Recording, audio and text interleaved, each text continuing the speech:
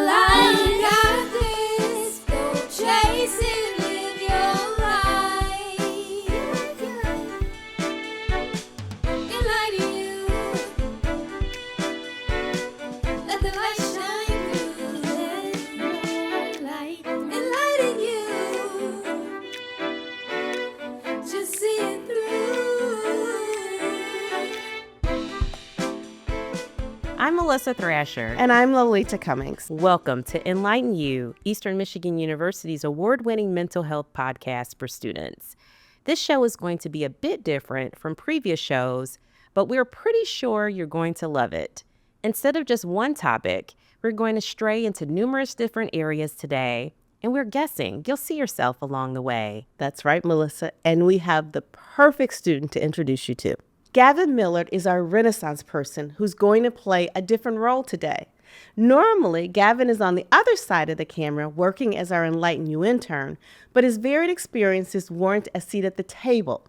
So you're going to get to meet him and know Gavin as he talks about being a first-generation student, an out-of-state student living far from home, a member of the LGBTQ plus community, and a highly decorated forensics champion. We also have here with us Dr. Aisha Mustafa, our resident mental health expert, a licensed clinical therapist, and an assistant professor in EMU's Department of Leadership and Counseling. Welcome, Gavin and Aisha. Gavin, Aisha, welcome. Hi. You know, Gavin, I am so excited, I really am, that you were on this side of the camera instead of the other side of the camera, because we have wanted to have conversations with you for so long. I've had some with you in class, but this is going to be different. And I know that you are going to be transparent because that's who you are. Yes. But you're also going to help a lot of people. So where I want to start today is with your identity as an LGBTQ plus person. What is your identity? What do you identify as? Yeah, so I think a lot of different queer people or LGBTQ people choose different labels. But for me, I feel the most comfortable with just flat out gay. Like, I am happy with that. I have lived in that for so many years. I came out when I was 10. In 5th grade. So I always kind of knew. I remember I went up to this kid in my class because I knew he was a gossiper. His name was Liam. And I went up to him and I said, Liam. Yeah. No, like I scooched my chair over and I was like, hi, Liam. So I need to tell you something. And he was like, what? And I was like, I don't like girls. And he went, so you like boys? Yes. So you're gay? Yes. Can I tell people? And I was like, and I saw it spread throughout the entire school. And it was really scary because I grew up in a really, really small, very conservative town.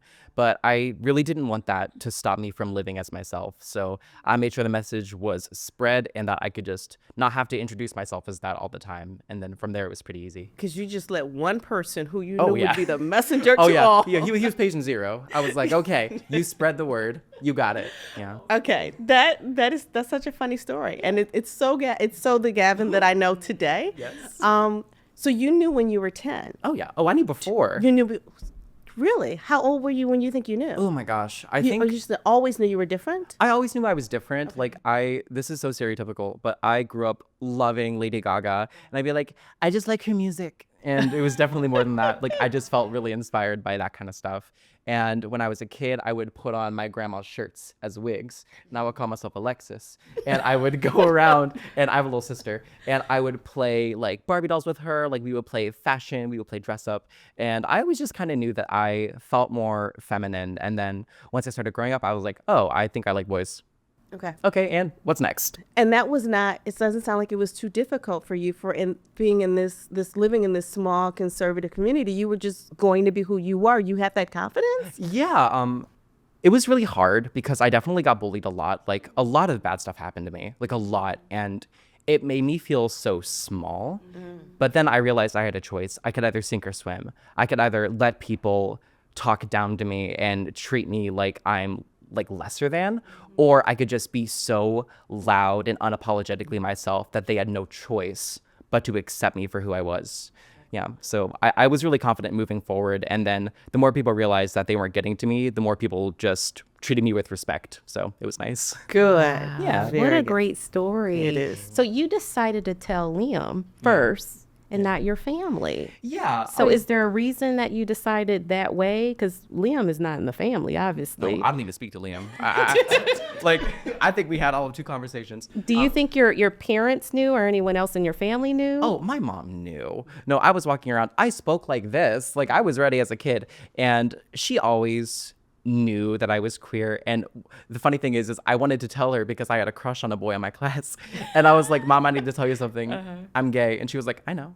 I was like, great. So there's this boy. And I remember I was at the bottom bunk of my twin bed, and we just started talking about this boy. And it felt so like she saw me. And a lot of queer people can struggle with like their familial attachments, especially with like maybe their fathers or their grandparents. But my dad was more of a quiet acceptance, but he never said anything bad about me. And he has always like defended me. He has always loved me. So I feel very privileged as a queer person to have a great relationship with my dad, because not everyone can have that. Right, Absolutely. I exactly. love that. I love your family. I don't know them, but I love your family. I love just them too. by how they have supported you.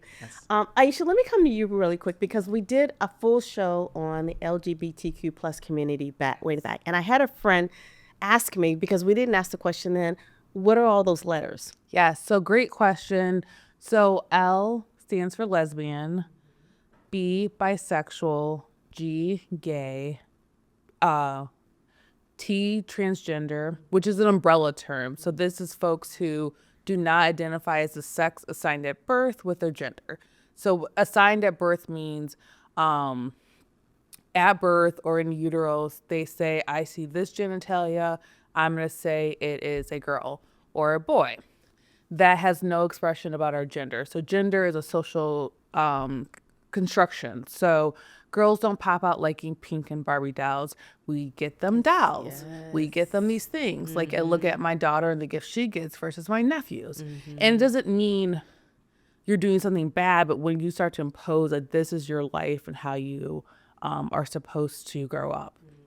And so this can be folks who identify as non-binary. This can be folks who identify as agender, so without gender. That's the other terms, gender queer. There's an umbrella of all these things. LGBTQ, we're at queer.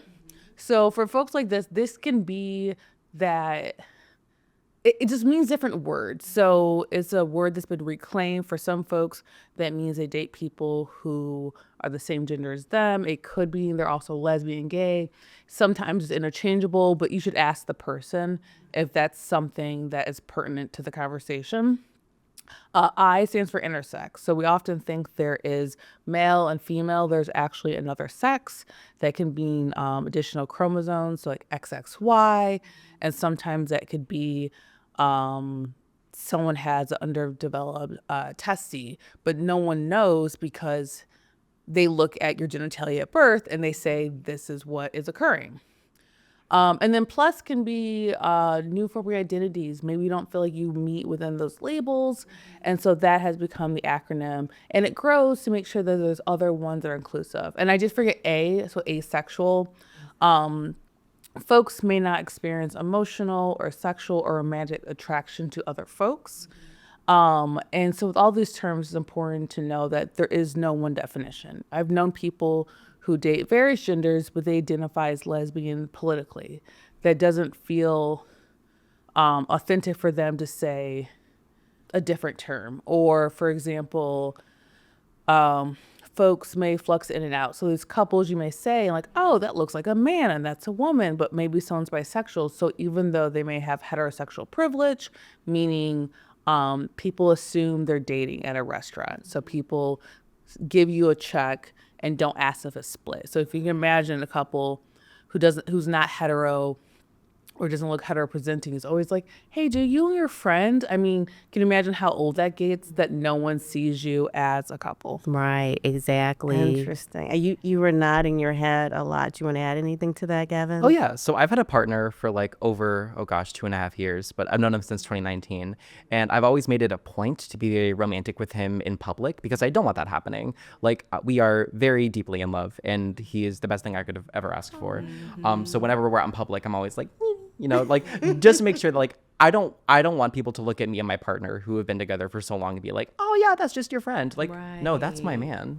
Like don't get it confused. So I've not like gratefully, I haven't had someone ask to split the check in a long time. So it's nice. Good. That is good. And you taught me something. You did recently because I was trying to figure out how to word some of these questions. And so I thought, I remember, and actually something came from you too, because Aisha always says, just ask them. And so I reached out to Gavin, and you told me that you wanted, and many people want to describe their own identity. And so thank you for teaching me, and thank you for teaching me. Yeah. And thank you for doing that and for sharing. Yeah. Absolutely. So Gavin just gave us his experience. Is that typical? That I mean, I know that, everyone's journey is different. I know how they feel about themselves is different, how people accept them is different. Is it typical that he is? I mean, Gavin, you see him, and you just fall in love with Gavin, right? Because he's so confident, he's so him, and I think it makes other people want to be more confident in themselves. I think you're a model for a lot of people. But is that typical? Yeah, so I think younger generations is becoming more typical. So the fact that when you said Liam, hello Liam, that when you said I don't like girls, like, oh, so you like boys, and you're like, okay, that means you're gay. So when I grew up in the 90s, that wasn't as common in my experience. Maybe someone in high school is coming out, but what happened is college, there's more folks coming out. So they meet other people who are queer, trans, and recognize like that's an option for them. They see people like Gavin, like, oh, I can have friendships and romantic partners, and I'm away from my family maybe, and I can explore my identities. And so I'm hopeful that in coming generations that continues to become a normal thing where in high school or K through 12, you can have a different name. That sometimes school districts, they know you use a different name, but your parents don't want you using that. They don't want having gender affirming care and counseling. They're upset that there's different bathroom options. And so hopefully that people don't have to wait till they leave their home to have the safety they need. I'm glad you touched on school because I know obviously you did your research, thinking about EMU, and EMU is a welcoming university. We do pride ourselves on that. Now, was that a factor in determining that you wanted to come to EMU, and actually what made you decide to attend EMU? Yeah, so going to a queer-friendly university was super duper important for me because I wanted to live as myself, and being from a small conservative town, I was like, I want to break free. I want to go to a place where I can see other people who are like me. Right. So that was a huge impact. Like I was looking up like, is Ypsilanti like a safe place for queer people? And I found that it absolutely is. But besides that, obviously I came because of forensics, which is competitive public speaking. There are different genres of it. Like you can interpret literature, you can perform, you can write your own speeches, you can speak extemporaneously. And I was recruited to come here to compete. So that is the big choice. And I think we have a great community around forensics here. You do. Absolutely. And you are quite celebrated in that community. We're going to talk about it in a few minutes in great detail. But I do want to ask you a couple more questions about this, and Aisha as well. You said a little bit earlier that, that you were bullied. People didn't treat you well. They didn't accept you like they should have. How did you deal with that? How did you overcome it?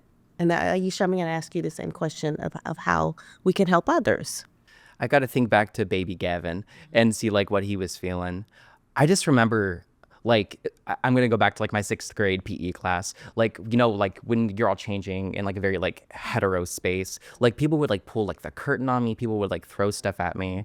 Like people would literally trip me and like call me like names and stuff. And I just felt so small and like belittled. And I realized kind of like a simple thing. I'm just a human, and that no one can treat another human being like that for something so silly. And then once I realized that their bigotry was kind of childish, it became a lot easier because I felt like I knew a secret. I felt like I knew more about the human experience. So then I was like, if they're gonna treat me like that, if I just react with kindness and if I just react with like, okay, that can't hurt me anymore because it's been so long, like I don't care. I kind of really grew into myself. I also had supportive friends, obviously, and I really pushed myself into my academics. Like I focused on school. I made sure like you can call me out this, but you cannot call me like I'm gonna be smart. I'm gonna I read the love that. books. You I'm claimed gonna it. study. Yeah. And then I remember like having that experience as like a sixth grader, but then up in like high school, like there would be a line at my desk for AP Lang because I read the book. Like they were like, Gavin, what happened? And I was like, I'm so happy you asked. I read it. So I kind of like reclaim my power just by realizing that like we're all human and that kindness can help us so much. And then also just by throwing myself into what was in front of me, which is like my academics and like pursuing college, pursuing a degree. I love the sixth grade you just Yeah. as much as all Oh, yeah. the He was great. you right now. Yeah. Yeah. How can other LGBTQ plus community students be helped from the university and just in the mindset of themselves and others who love them and support them like those who did Gavin? How can they help them? That is a great question. So I think there's a spectrum. So I'm going to start on maybe a further into the spectrum of supporting folks. So this is maybe not an option for everyone, but part of it sometimes is someone who's an ally. So I'm cis, meaning my gender of woman aligns with my sex of female. Those are different things. And I experience privilege as a woman, being that I'm cis. There is a coarse oppression that occurs with being a woman, but I do not experience the trans experience. And I'm also heterosexual. And so part of that sometimes is, do I need to put myself in harm's way to protect another LGBTQI person? So sometimes this does not occur to me, but does that mean I need to stand in front of someone who's experiencing violence?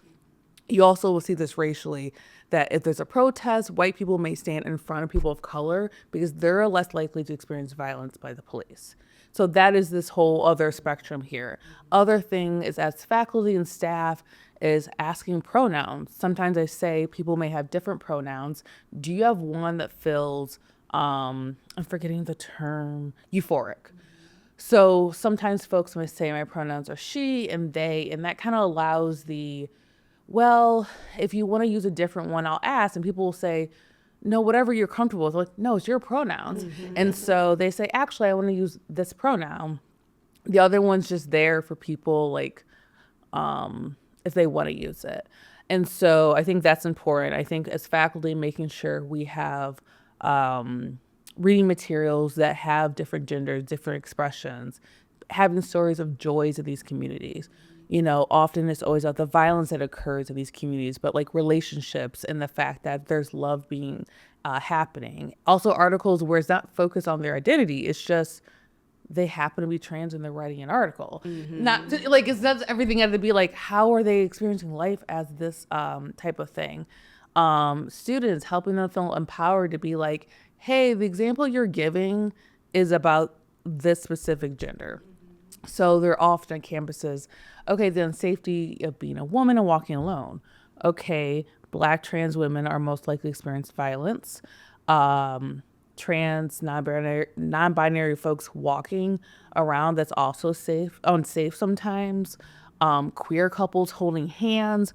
And so making sure that when we talk about public safety, interjecting about, hey, we're forgetting this other class of folks.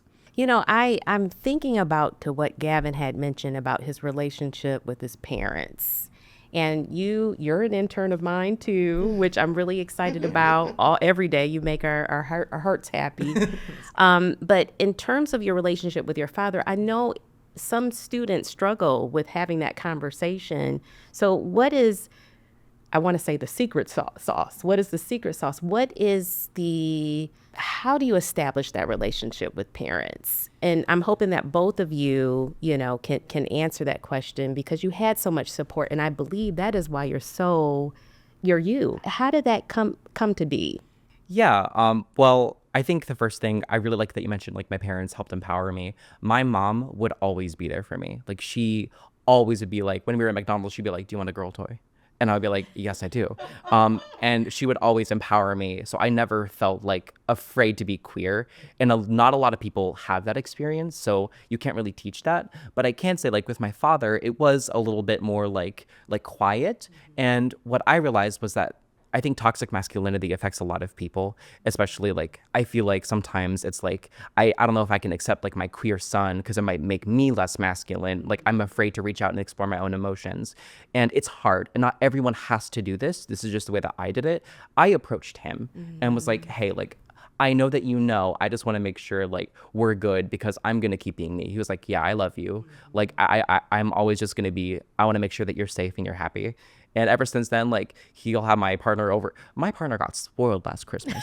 like he got him so much stuff. And like I have felt I do too. all the love. So sometimes it shouldn't always be the burden of the queer person to establish that because sometimes they aren't in a safe position to do so. But I realized that if I just do a little bit of reaching out, he can feel more welcome into my world because it's a mutual relationship. So it needs to go both ways. Yeah, and it sounds like it develops over time too, Yes. right? Yeah. The relationship. So yeah, that's good advice too for students. We're going to shift gears in a minute, but just one last question on this area, unless you want to take the question. No, go ahead. What advice would you give to a high school student or for a college student, a freshman here, who wants to come out and is afraid to or wants to be more a part of their community or for who they are? Any advice for them? Yeah, there is a huge queer community online, and that is often a really great space to jump into if you feel unsafe. Like there are so many spaces like on Instagram or like on Reddit or Snapchat where you can meet other queer people like surrounding queer events. Like Drag Race is like a huge one, and there are other like queer media that you can bond with other people over. With the internet, you can connect with so many more people who are like you, because I think that's another reason why people, I think over a third of Gen Z identifies as queer now, like give or take. And I think a lot of that has to do with finding people online and finding that community there if you can't make it yourself. And I think another way to kind of live more authentically is to realize that like there's something wrong with you. Like I think there is this outdated rhetoric of like queer people are like sick, and like there's been that historical trend, but it's changing. Like find where the love is. I think that's a really important message because accepting yourself is the first step. So once you realize that there's love out there for you, you can help start to love yourself, because it's so hard sometimes. And then you can feel that power to find your community and live more authentically as yourself. Find where the love is. I love that. And I want to add a few things you said, like why does McDonald's have a girl toy and a boy toy? Is an interesting concept. Other things, the internet, like you said, is so true. I have so many clients who are like, I'm on Reddit. I feel so safe, and that I can also be anonymous while I explore things. Other things I find is clients who will be playing video games and they can be a different gender. There's some gender, or sometimes it's like being non-binary, and that's a way to play safely and be like, oh, I can dress this character in different ways. It feels so affirming.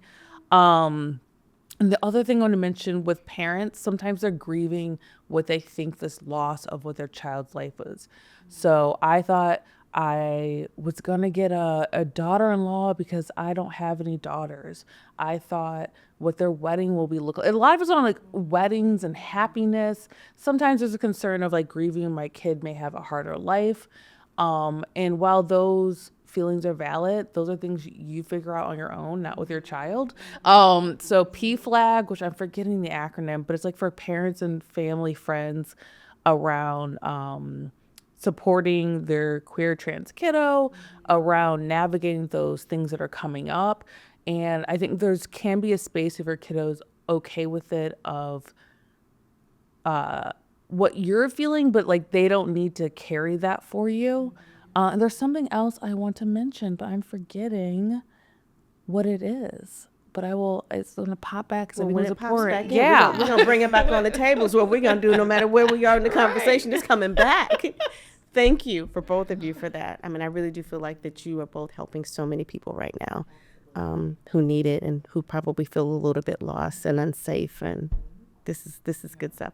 We're going to transition more to your successes in forensics. And Melissa's got a question that I don't even want to read because it's too much, Gavin. It's a mouthful. It is. It's Yeah. a mouthful. And it's good because of you and all of your success with forensics. And you touched on it earlier because a lot of our viewers and, people who tune into the show don't know what forensics stands for. But before you answer that question, we want to talk about some of the firsts that you've achieved. And like Lolita said, this is a mouthful and we only scratched the surface in the beginning. So I'm going to use my notes so that I can remember everything.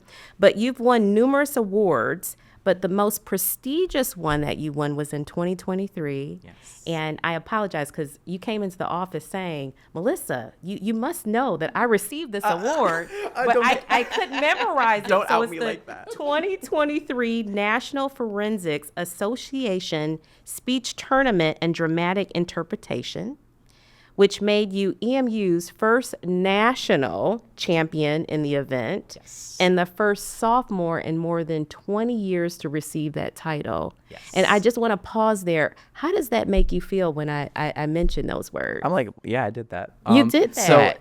it's a really hard tournament, and it's what everyone in the activity, like, there's a national season, and there are multiple tournaments, but NFA, the National Forensics Association, that is EMU's historic tournament. Like, we are a founding member of that tournament. So to win that, it was really mind-blowing to me because I remember the feeling when they called my name. Like, my whole body went numb and I started to heave. I was like, there's no way. But a part of it was like a sigh of relief because I was like, I wanted to come here, I wanted to do great things, and I wanted to win a title, and I've done that. Now what else can I do? But it was kind of a double-edged sword because a part of it was like, I won so early, that's great, like I did what I wanted to do. Not everyone gets to do that. But then like a whole bunch of imposter syndrome started like creeping in and like made it really hard the next semester to actually compete because I was like, I don't think I can ever do that again. Like, what if it was just like luck? Like, what if I just like had a really lucky day, or like maybe everyone else anything that wasn't my own talent got me that. And then it took me a long time to get out of that. But I've continued my success in the activity and I've continued my love for it. So we're going to talk about that little voice. And Aisha has some things to say about imposter syndrome in just a few. But your accolades don't start there. I missed one. So currently, you're the only competing student in the country to have a national final in all three genres of forensics, which are prose, poetry, and drama. Oh, so it's going to be, so those are all interpretation categories. I have my championship in drama, which is interpretation of literature. And then we have public address, where you write your own speeches and you orate them, which I have a final in after dinner speaking, which is a comedic event. And then finally, there's limited prep, which is where you're given a political question or like a philosophical question, and you're given a set amount of time to interpret and answer it. So I have a national final in impromptu speaking. So those are like all the different genres that I've had a final in. And obviously other people have done it. Like, I'm not that special. Like, many people have done it even last year, but they've graduated. So currently in this season, I'm the only person in the country to have achieved that. Wow, But congratulations. thank you. You are special. Let us Right. Very special. Right. And I'm so happy Lolita introduced me to him. But, before we move on away from this, what attracted you to forensics? Because I know that EMU recruited you to be on their team, but did you act in school? We didn't talk about that. Oh, yeah. Well, my old friend dragged me to a meeting and she was like, you're going to love this. And I was like, okay. And then I did it and I was like, oh God, I do love it. But what attracted me to the activity was ironically like my queerness. It is a very queer friendly space. And with my performances, I get to live out queer experiences and queer joy and do activism in my own little way. And honestly, the activity has helped me educate myself on other different identities and how they intersect and how their experiences are in their bodies. So the activity gave me a platform and an outlet to be my queer self. And that started even in high school. Like, in high school, I did humor interpretation, which doesn't exist in college. It's basically where you're funny and you act out characters.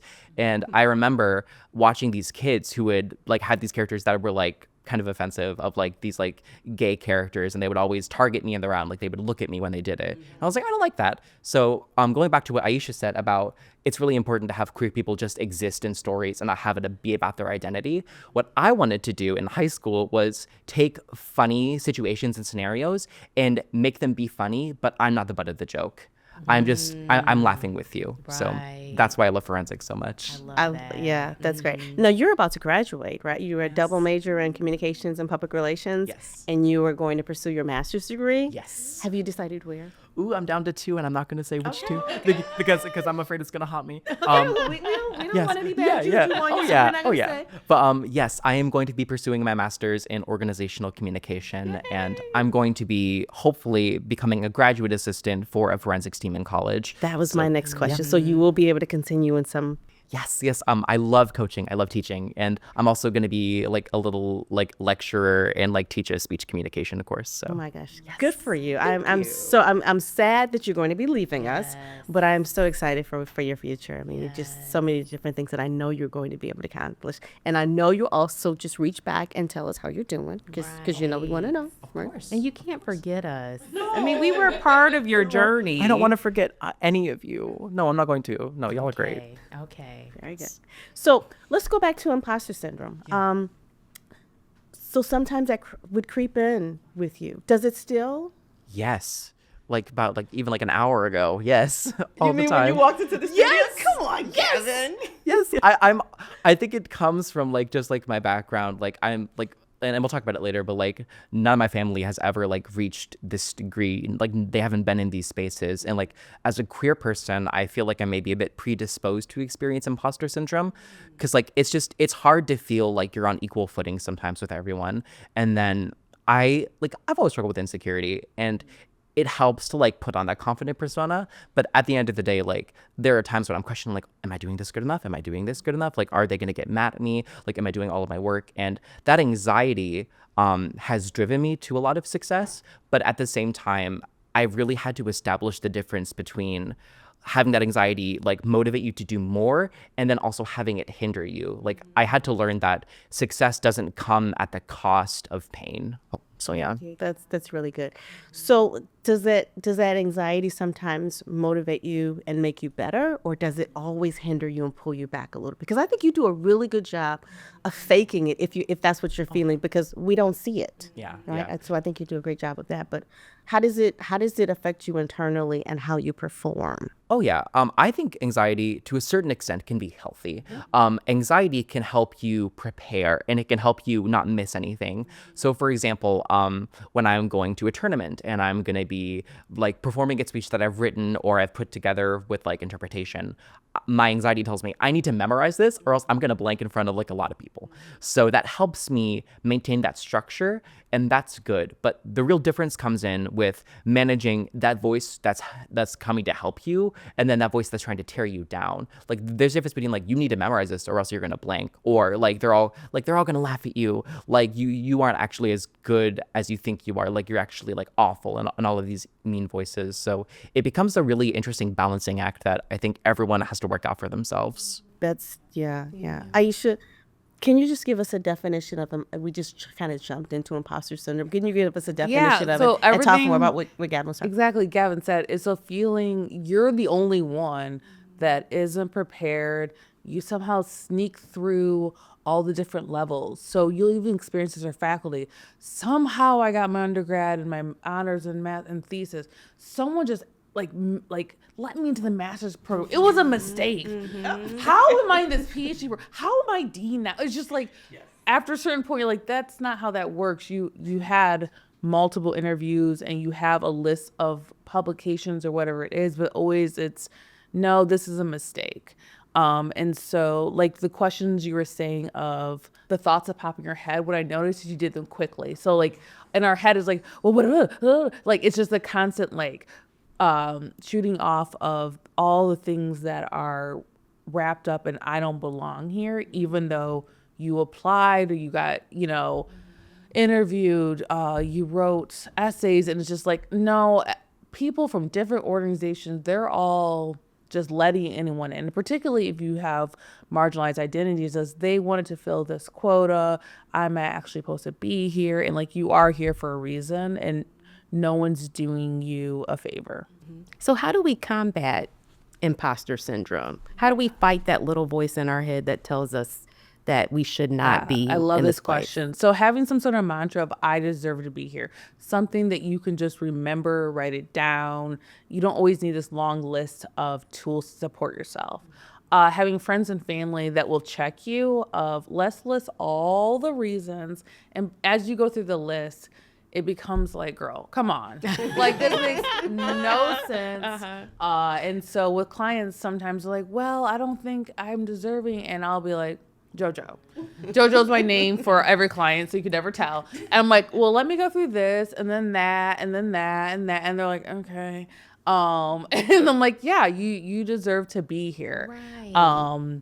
And we're always growing and learning. And sometimes maybe we're not qualified, but we're here now, and we're going to do our best. Right. And it's just Tuesday. Like, it's That's okay. your line. It is It's my just line. Tuesday. Like, don't make this a thing of this internalized, like, I never deserve to be in this space. Like, you're in this space now, and even fake it till you make it, and then you're gonna make it, and then teach other people these skills. Yeah, that's good. Gavin, how do you fight imposter syndrome? I know you have a nice support network behind you and, a loving partner, but how do you tell that voice to stop it? So I've been in therapy for a couple of years. Like I think it's a great resource. And what one of my therapists said one time is take a second thought of who is that voice? Because is it you, or is it something that someone has said to you before and you internalized?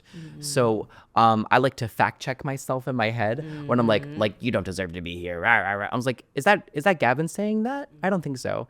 The other thing that I like to do is I like to picture baby Gavin and like his bright little face. And I'm like, I wouldn't want to be mean to baby Gavin. Like he's still on my heart. So I like to think of my inner child and be like, I need to nurture him and love him. So I need to be there for him. So like, Oh, I love it. Yeah. so I like to think of like, I want the best for him, which means I want the best for me. Oh my gosh.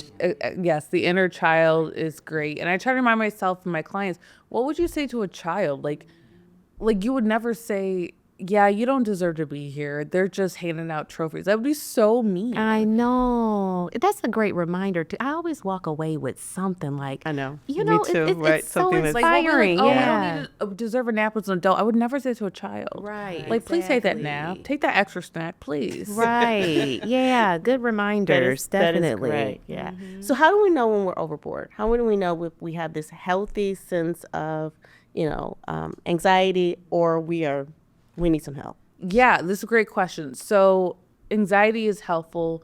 Being anxious about things helps us recognize this is danger. Let's check in.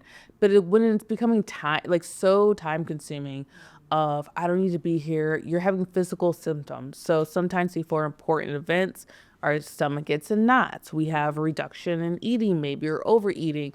And what is like, I'm not functioning in a right way. The other thing is if we're becoming so perfectionist and rigid with our things. So we've all spent way too much time sending an email. But what is it when, hey, could you check that email? Okay, let me recheck it. And it's like 3 sentences, and then the professor hits you with a K, and you're like, cool, that was 4 hours I spent. And that keeps on happening where we're upset with ourselves, and there is never a level of, okay, now I feel good about it. Gavin, Aisha just said a word that I was going to bring up to you. It's perfectionist. Are you and I preface this by saying I have seen you in class. I have seen you perform. Melissa just read the whole list of awards. Are you a perfectionist? I'm so happy you asked this question. Yes. And it's so hard because I think perfectionism is like, it could be healthy anxiety. Like I want to make sure I am like, especially like in like PR and like in my field, like you need to pay attention to detail. Like you need that. But then sometimes that perfectionism is rooted in insecurity. Like if I am not the most absolute perfect ever, like everyone's going to forget about me, or like I'm just going to like fail and like fall on my face. And I think a part of that comes from like growing up, because like that confidence made me be like, okay, if I'm completely perfect and I'm completely polished, no one can say anything mean about me. And like that's just stuck with me. So I'm definitely a perfectionist and I'm learning to manage it. But yeah, sometimes it's hard. Sometimes it's hard. Okay. And the good thing you said is it's not just the act of being perfectionist, is what are the thoughts of why are you doing all these things? Of if you make a mistake, I am so stupid. How could I let this happen? And then you want to autocorrect. And so it can never happen again. And no one remembers that you forgot to attach the agenda in the email. Like that's just a you thing that's going a you on. thing. I have But it to could relate remember back that. to a parent said, how did you forget your homework again at school, again at lunch? And it tracks back to this place when it like no one's upset you forgot to attach the agenda. It's okay. It's Tuesday. It's Tuesday. It's just Tuesday. Yeah. Oh, go ahead. Sure. So when you don't perform as well as you want to in a forensics competition, Yeah. how does that make you feel? So What do you do? I'm gonna tell a story. Okay. So I love your stories. I was at this really important tournament. It's called the Norton, my junior year, so last year, and that was right off of my win. And this like big tournament, like we're gonna show up and we're gonna kill it and we're gonna do great. And I didn't get anything. And I remember just like having to remove myself and like, oh my gosh, if anyone from forensics sees this, they're gonna think I'm so funny. I just cried. I cried. And like my coaches were like, do you need anything? And I was like, no, I need to be alone. And like they like left me in the van, like because I wanted to be in the van. And I think from there I realized like that actually wasn't that bad. It actually wasn't that bad. Literally no one noticed. No one cared. No one was like, ooh, Gavin didn't do as well as he usually does. Mwahaha. Like that was just my own insecurity reflecting back at me, and I was projecting it onto other people. Like no one's looking at you that much. And then once I realized like, well, if that's the worst that can happen, I can manage that because there are so many lessons that you can learn in failure. And I can tell you why I don't think I did as well. I didn't trust myself. I was putting that pressure on myself to do so well that I was faltering. And in like my own performances, like I think sometimes you can just tell when someone's thinking about it. And I was just over like reacting to every small mistake I made. And I was being so mean to myself. And from there, I learned, like, after that experience, I was like, I put myself through that. Like, the tournament didn't do that to me. No one did that to me. I did that to me. So I learned, like, I can just take it for what it is. Like, life gives you stuff. Sometimes it does. Sometimes it doesn't. An old forensics alumni said, sometimes it's just someone else's story that day. Yeah. And sometimes I'm a side character, and that is okay. So definitely learning to, like, navigate that. And failure is a fundamental aspect of the human condition. We're all gonna fail. Like I failed like last night. Like we fail all the time, but it's what we take from it that matters. Exactly. Yeah. Your experience from it, what you Brings learned. us back to fear of failure, the first episode of the season. Exactly. Yeah. Wow. Yeah. It's a full circle moment. It's a full circle, yeah. And we're revisiting some of these concepts, which are really good. But on the concept of perfectionism, from a psychological standpoint, can you define what is Yeah. perfectionism? How many of us have it? Yeah, so personality trait that we want things perfect, and a lot based on like how we show up. So it could be very small things of, I didn't forget your birthday. It's in the calendar. I always send out the card by this certain date. Some people holiday cards, like how could I not get them out by December 1st so they're there by the holiday? And I'm a failure if it comes after the new year. It's just like wild things of like, what are you talking about? Right. Because only you know, right? Yeah, like right. when I'm in class, I'm like, oh, I linked a Google Doc, and the other day I was like, okay, remember to share it. But then I forgot to share it with the class so that they could like edit it. And I was like, oh, not again. And it's like, okay, someone had to request access. Like, okay, that happens. Right. But I try so hard to not make the little mistakes. Like, this is inconsequential. This is not a big deal. And so when does it become beating yourself up about these things? And I think a great thing when doing things like competitions is reminding yourself that the goal, I'm not a competitor, so I don't want to say the goal is not winning. But sometimes it's like, how do you show up for yourself? How do you remind yourself that you deserve to be here? How do you manage the anxiety? Those are all winning things that you can control. And I don't know if you have to, if everyone gets to go to a tournament or you've like progressed to get like invited or won, but there's always those things. People who lose the Olympics, everyone can't win the Olympics. Right, And they're like, I failed. Like, you're the best of the best of the best. Yes, exactly. But it's like, well, you trained your whole life. Like, you have to change huge things in your life to be able to get to the Olympics. And winning is a huge thing, but also some of the stars are the people who didn't win, but what they did. There's a YouTube clip, I can't remember what it's called.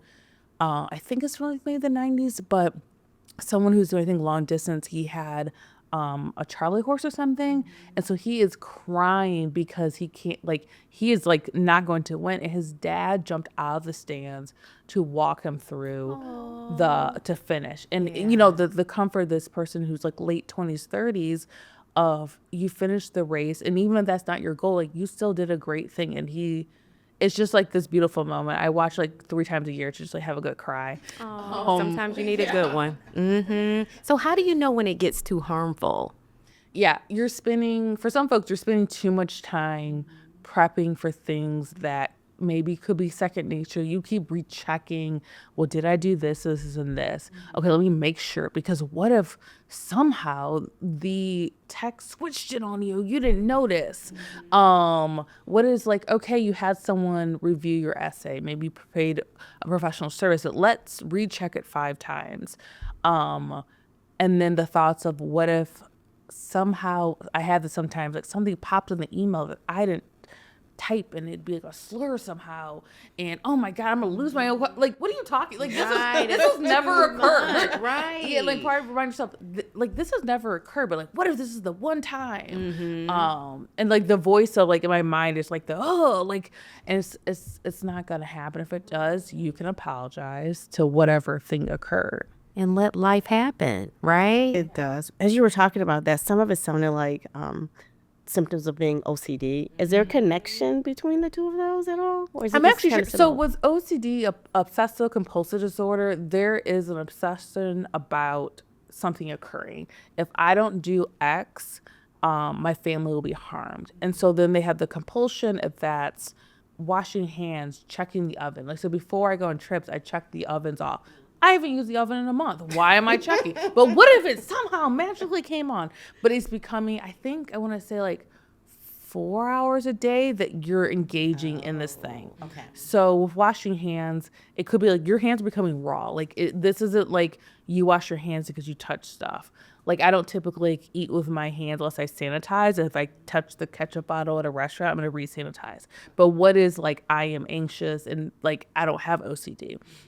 And so people often misuse it in terms of like they're focusing on something, where folks with OCD, it greatly impacts their life and their functioning.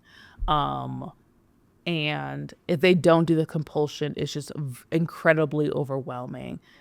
Gotcha. Gavin, we're going to transition to one last area. We have so many we want to talk about to you about. And the last one is being an out-of-state student. But before we get to that, let me ask you one last question about this. What do you think has been the greatest gift that forensics has given you? Any ideas? Oh gosh, okay. I'm gonna do like a 1-2 punch. So for the first, I think it gives you so much professional experience because you perform and you compete in suits. So like you learn how to get that professional mindset, and especially for like communications and journalism and like even acting, you prepare yourself for how to edit things and you critically think about rhetoric, and that's so important. But the second and most important thing is it just let me be myself. It let me tell stories that I never would have thought I would have been able to tell. And that healing and that sharing has made me a more confident person. And I think the activity, there's something in it for everyone. Like, public speaking is scary. Well, it was never scary for me, but I love talking. But it helps a lot of people like overcome their fear of public speaking and that fear of falling on their face.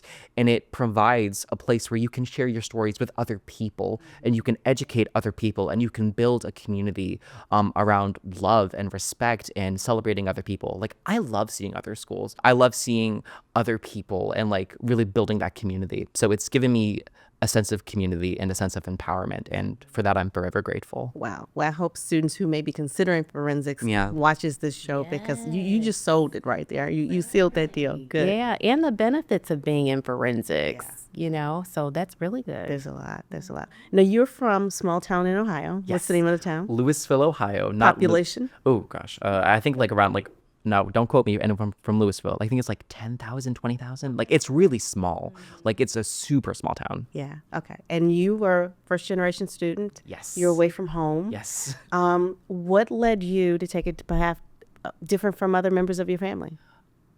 I felt like I owed it to them. Like my mom, oh my gosh, my mom is so smart and she's so hardworking, and I wanted to do it. And my dad, like, he's so hardworking too. Like, he owns his own business. Like, he has really paved his own way. And they always said, like, you're gonna go to college. You're gonna be the one. And like, they've earned associates like 40 years down the road. Like, but like a bachelor's degree is unheard of for a Millard. So I really wanted that. And also like, it was kind of like spiteful because I was like, if all these people are going to make fun of me in my little small town, like I'm going to show them that I got a master's degree. So it was also that I just grew to love knowledge, and I grew to like really be grateful for the opportunity to be educated because it is a privilege, and I felt like I could do it, and I'm really happy that I did. And EMU was, I think we're really great with scholarship. I think we are very generous to our students, and I was like very lucky to receive what I did receive through forensics, and I didn't want to let anyone down. So it was really important to me that I did it to be the first, and I felt like I owed it to my family. Yeah. Thank you. And I'm glad you said scholarship. You're a presidential scholar too, right? Yes, How yes, do- I am. And you never, for anyone who's not watching this, the presidential scholarship is the highest scholarship that this university awards. Yes. And you have that. Yeah, it's a bit different. So you have your traditional academic scholars, and then there are 2 annual forensic scholars, which are most often like recruited or scouted. So I fell into that, and for that I'm even more grateful because I was like, you picked me because I'm good at talking. I'll take that. Like what do you want me to do? I'll do anything. Yeah. Well, congratulations. I mean, That's a big honor. absolutely. Yeah, Absolutely. yeah. So, So- what's it like being? Oh, go ahead. No, go ahead. No, you. I was just going to say, so you're from this small town, Yes. right? But you held your head up high, you know, did what you had to do in the small town. What was your adjustment like moving from a small town to Ypsilanti? It was definitely different. From my small town, like everyone kind of looks the same and everyone acts the same, and I never liked that. So being in a new community full of different people who I could learn from, it was so important to me, and it was one of my biggest priorities for college. And like that adjustment is always going to be different, but I encourage literally everyone to do it. Like the more you learn about different people, the more you get to live as a human. So I think that's great.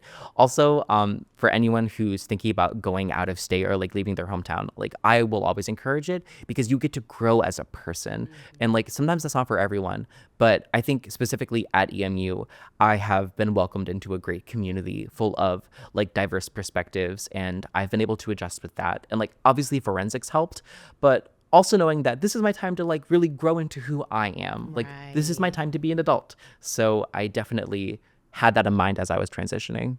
Thank you so much for sharing all of that and for encouraging other students to go outside of their normal path and to try something different and to be themselves. That's it.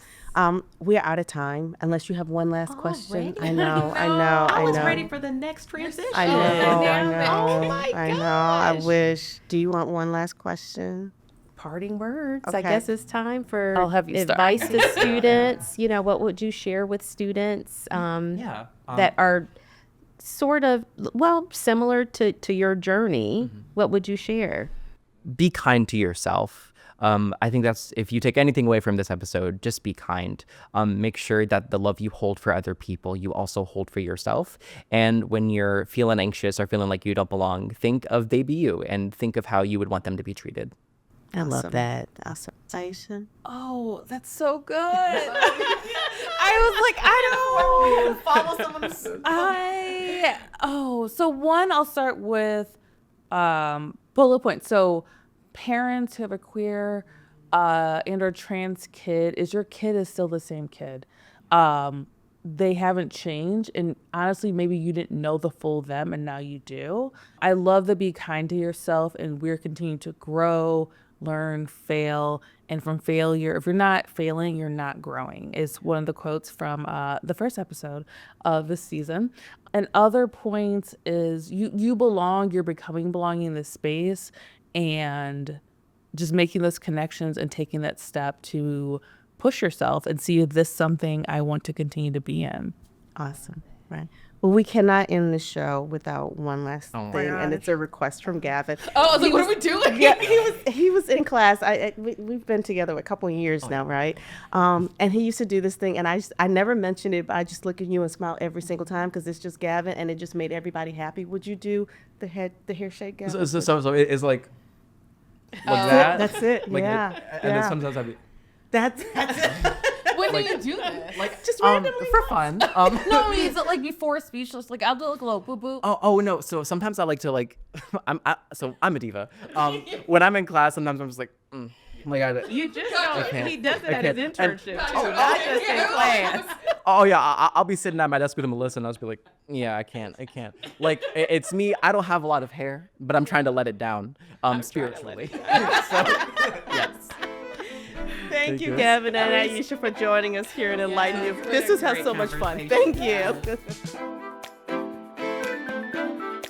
You know, Melissa, I was kind of worried about this show because we were going to take on so many different topics with Gavin, but he's so well-rounded. I think it worked well. What do you think? Oh my gosh, yes. And it's interesting that you thought the same thing as I did because I said, oh my gosh, but the show was terrific. Yeah, and it was great speaking to him Absolutely, and Gavin's finding out absolutely wonderful. And I yeah, love what's that next. hair toss. Yeah, me too.